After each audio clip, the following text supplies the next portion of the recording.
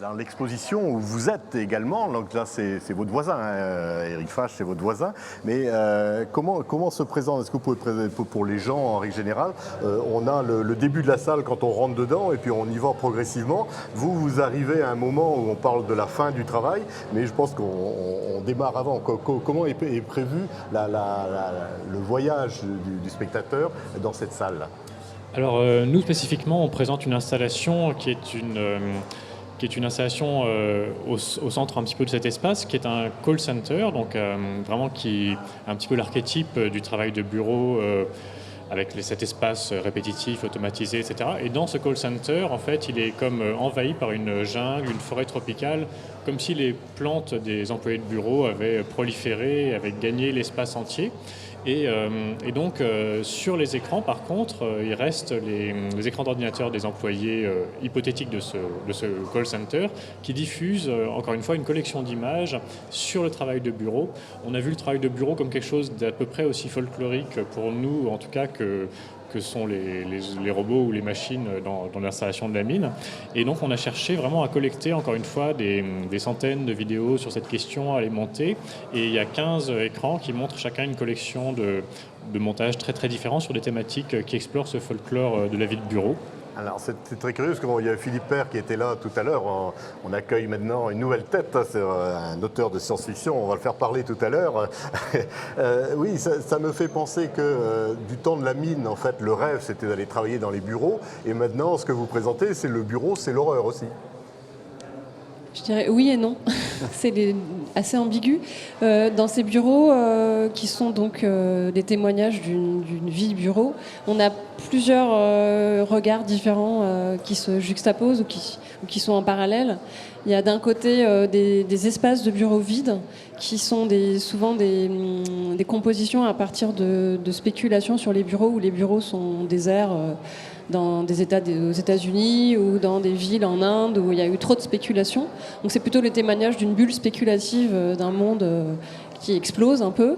Et il y a aussi des employés qui sont soumis à des techniques de marketing assez efficaces, où on leur apprend des jeux pour apprendre à faire du multitâche, qui sont assez connus aujourd'hui, qui s'appellent la méthode agile ou le Scrum. Enfin, on en parle aussi ailleurs dans la Biennale, donc c'est un mot assez répandu.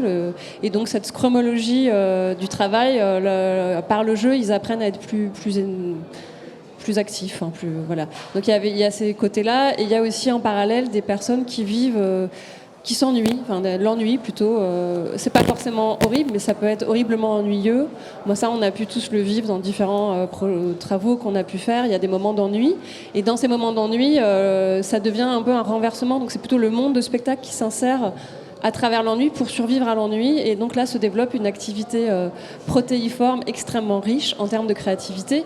Et c'est là où la créativité surgit par des activités complètement dingues, des concours de danse, des concours de sport, des détournements pas possibles à partir des gens se défoulent, quoi. Des gens se défoulent, mais à partir de matériaux assez pauvres. Mais vous montrez des scènes de folie véritablement, enfin des gens qui deviennent fous au travail. Oui, il y a aussi cet aspect-là. Il y a une des vidéos qui montre vraiment juste des pétages de plomb dans tous les sens. Mais c'est vrai qu'on a vraiment regardé ça comme... nous, on ne travaille pas dans des bureaux. Je ne sais pas si c'est une chance ou une malchance, mais on a vraiment regardé ça comme on regarderait de manière très très lointaine une planète éloignée, très bizarre. Un petit peu comme si on s'imaginait dans 50 ans que le chômage est totalement généralisé et qu'au journal de TF1 à 13h, au lieu de montrer l'artisan qui fait son petit truc en bois, on montre les derniers employés de bureau qui subsistent encore à la Défense, comme ça, sous cloche, les derniers qui ont du travail. Donc c'est plutôt comme ça qu'on a regardé. Voilà, comme avec un point de vue... Non, c'est pas ça. Si, c'est ça. En fait, ce que je voulais dire, c'est qu'en fait, dans le monde du travail au bureau, quand même, qu'on a un peu tous fait, enfin, on est aussi passé par là, plus ou moins à haute dose. Mais souvent, ce qui se passe, c'est que le monde du travail est réservé à une élite, dans le sens où il y a parfois de moins en moins de travail. Donc ceux qui restent dans les bureaux et qui ont la chance, quand même, parfois d'avoir un travail, sont sur pression. Et donc, comme ils sont sur pression, pour certains d'entre eux, il y a cette folie qui peut s'installer aussi.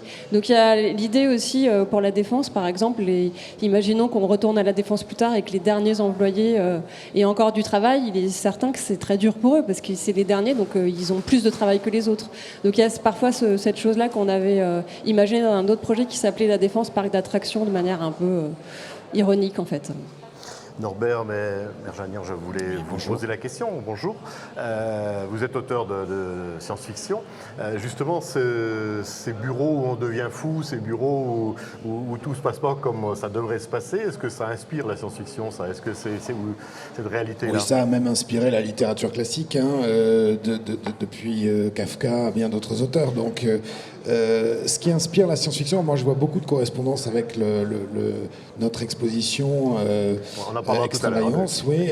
Ce qui inspire la science-fiction, c'est toutes les formes mutantes et donc toutes les anticipations qu'on peut tirer de ces formes mutantes. Et sur la fin du travail, en revanche, on est en concordance totale avec l'exposition qui vient d'être décrite. Alors, est-ce que justement dans votre exposition, on parle des résistances à ça, enfin à ce monde est-ce qu'il y a des résistances? Vous avez parlé des gens qui deviennent fous, mais est-ce qu'il y a des gens qui volontairement vont contre justement ce qu'on leur impose? On montre pas mal de vidéos où les gens prennent sur leur temps de travail pour faire diverses activités qui sont presque de l'ordre du jeu comme des enfants, et on peut voir ça comme une forme de résistance. Ce qui nous a intéressé en faisant cette recherche, c'est qu'on a vu que soit les employés de bureau prennent sur leur temps de travail, donc font une sorte de révolte de ce genre-là, soit sinon quasiment les mêmes activités, quasiment aussi ludiques, sont organisées justement avec ces méthodes de team building, de construction d'équipe, etc. et arrivent à des résultats quasiment aussi ludiques, mais cette fois-ci par la contrainte. En tout cas, on doit participer à ces occupations. Après, ça peut être agréable, hein, mais on doit participer à ces opérations de team building. Et donc, en fait, c'est quasiment le symétrique. Ça nous... Alors, on ne sait pas trop qu'est-ce qu'il faut en conclure, mais en tout cas, on a vu ce parallélisme d'une fuite qui était en fait très proche des techniques de management. Les deux semblent se rejoindre. Sinon, je voulais juste ajouter un truc sur la résistance. Il me semble qu'il y a beaucoup de résistances qui sont faites aussi dans l'idée de l'apprentissage, en fait, parce qu'il y a pas mal de personnes qui apprennent et qui cherchent à apprendre, soit par des jeux un peu très simples, ou des jeux beaucoup plus sophistiqués. Et c'est cette idée d'apprentissage qui nous avait amené au nom de néoténie, parce que la néoténie, on l'a pris dans le sens d'un apprentissage permanent. Du travail-jeu, en fait, de basculer du travail-labeur vers le travail-jeu. C'est une autre manière de voir le travail. Et est-ce que vous montrez aussi une attitude hostile? C'est-à-dire, dans le temps, il y avait une bonne grève. Si ça ne va pas au travail, dans le travail de la mine, on fait grève parce que les conditions de travail sont trop dures. Est-ce que, justement, les gens qui ne supportent plus leur bureau et le pétage de plomb dont vous parlez tout à l'heure, est-ce que, justement, on retrouve encore des gens qui se mettent en grève parce que leurs conditions de travail ne sont pas satisfaisantes? En fait, dans le titre de l'installation, Institut néotonique pour la fin du travail, présente un institut hypothétique qui, lui, lutterait contre la fin du travail de bureau. Alors, on n'en dit pas plus sans préciser de quoi il s'agit et comment il lutte exactement, mais c'est vraiment son but, c'est de s'opposer à cette forme de travail.